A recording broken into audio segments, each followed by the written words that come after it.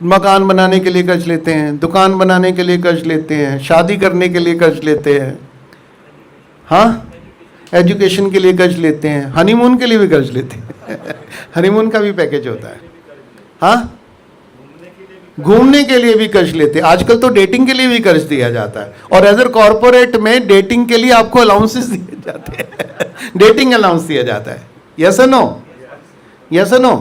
तो आपके ये जो जितने सोलर बने हैं ये भी कर्ज से बने हैं, जितने हाईवे बने हैं वो भी कर्ज से बने हैं, जितने डैम बने हैं वो भी कर्ज से बने हैं, ठीक है, जितने राफेल के प्लेन आए हैं वो भी कर्ज के लिए आए हैं। और मोदी क्या है, सीट पे गद्दी पे बैठा ही कर्ज लेने के लिए है।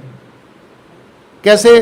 क्योंकि मोदी साहब जब गद्दी पे बैठे थे, तो मोदी साहब जब गुजरात की गद्दी पे बैठे थे तो वो शायद यहाँ 51,000 का कर्ज था। जब वो छोड़ के गए तो 3.5 लाख करोड़ का था जब छोड़ के गए, है ना। अब जब वो भारत की गद्दी पे बैठे तब 55 लाख करोड़ का था कर्ज, अब सिर्फ 240 लाख करोड़ का है 256 का हो गया।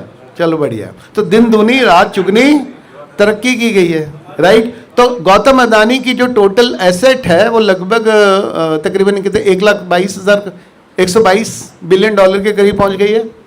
उसके ऊपर कर्ज कितना है एसेट है 122 बिलियन डॉलर की, उससे डबल कर्ज है हाँ जी।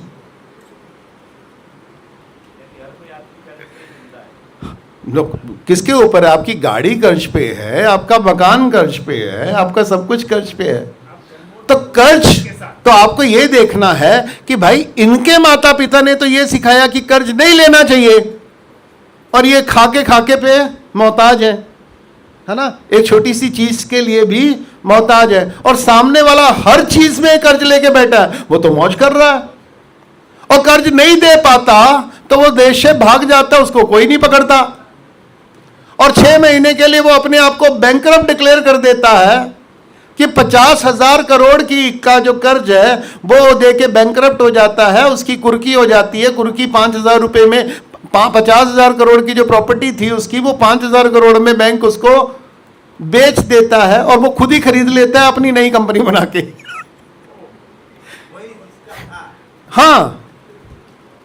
तो 50,000 करोड़ में वो दिवालिया हो गया।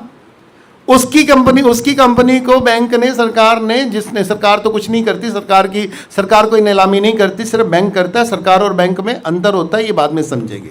तो 5,000 में उसकी नीलामी करती है। वो नीलामी कौन जीतता है? हेलो। और आप में से यही धंधा आपके साथ होता है कि बैंक आपको कर्ज देता है कि इसके लिए भी कर्ज ले लो, उसके लिए भी कर्ज ले लो, ट्रैक्टर के लिए भी कर्ज ले लो, बैल के लिए भी कर्ज ले लो, मकान के लिए भी कर्ज ले लो, है ना, बाड़ी के लिए भी कर्ज ले लो, साड़ी के लिए भी कर्ज ले लो, लाड़ी के लिए भी कर्ज ले लो। तो हर चीज के लिए आपको कर्ज दिया जा रहा है। तो कर्ज देके जब आप कर्ज नहीं दे पाते तो आपकी जमीन के ऊपर कुर्की करता है, कुर्की करके फिर उसकी नीलामी करता है। नीलामी ज्यादा की करता है या कम की करता है? हेलो। वो नफे में नीलामी करता है या नुकसान में नीलामी करता है? नफे में कभी नहीं करता, नहीं, उसके नफे में भी नहीं होती। वो उसने आपको 50,000 का आपको कर्ज दिया है, आपकी जमीन के ऊपर कब्जा करके, आपकी जमीन होती है 50 लाख की, वो कम से कम 5 लाख में नीलामी कर डालता है। क्योंकि ज्यादातर क्या होता है कि बैंक वाले अपने ही लोगों को नीलामी में खड़ा करते हैं और वो अपनों को ट्रांसफर करते हैं। होता है कि नहीं होता? तो सवाल है कि कर्ज की व्यवस्था क्या है और कर्ज कैसे चलता है। अमीर आदमी के लिए कर्ज और गरीब आदमी के लिए कर्ज की परिभाषा अलग अलग है। और अब समय आ गया है कि गरीब आदमी को भी कर्ज को अच्छी तरीके से समझना है, उससे भागना नहीं है। क्योंकि हमने क्या किया, कर्ज के बारे में हमने आंख बंद कर ली। कर्ज बुरी बला है, कर्ज हमको लेना नहीं है। बिल्कुल ठीक है, ये बुरी बला है, किसी के ऊपर कर्ज होना नहीं चाहिए। परंतु कर्ज की अब तो पूरी अर्थव्यवस्था ही कर्ज के ऊपर खड़ी है, देश ही कर्ज के ऊपर खड़ा है और दुनिया ही कर्ज के ऊपर खड़ी है। ईरान के ऊपर अटैक हो रहा है, वो भी कर्ज के लिए ही हो रहा है, क्योंकि उसके ऊपर 30 ट्रिलियन डॉलर का कर्ज है।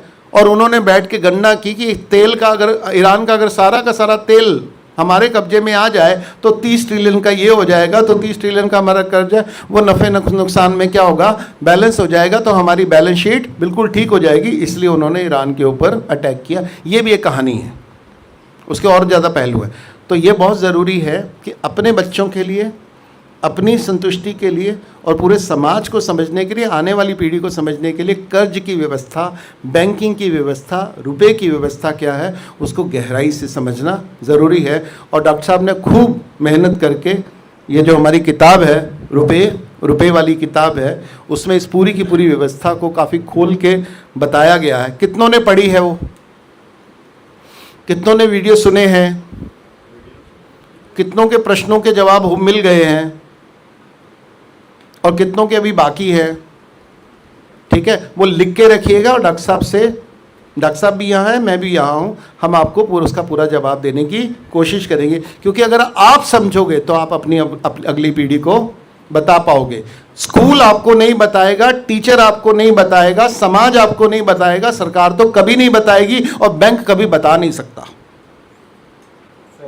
हाँ जी सर, ये जो रुपया छपता है ये हमारे सिलेबस में क्यों नहीं पढ़ाया जाता है? इसीलिए नहीं पढ़ाया जा सकता कि बता देंगे तो उनका धंधा बंद हो जाएगा। तो हम एसी की व्यवस्था खड़ी करें, हमारी जो एजुकेशन में एसी की व्यवस्था हम खड़ी करेंगे। डॉक्टर साहब से ये सवाल करना चाहता हूँ कि एसी हम क्या व्यवस्था खड़ी करेंगे, उसमें रुपया भी समझाया जाएगा? हाँ, रुपया समझाया जाएगा, ये आपके सिलेबस का पहला पार्ट होगा। ये यहाँ से हमारी सभा मता पास करती है कि हमारे एजुकेशन सिस्टम में हर बच्चे को रुपया क्या है, कैसे काम करता है और उसका विकल्प क्या है, वो पूरा का पूरा सबको पढ़ाया समझाया जाएगा। ठीक है ना?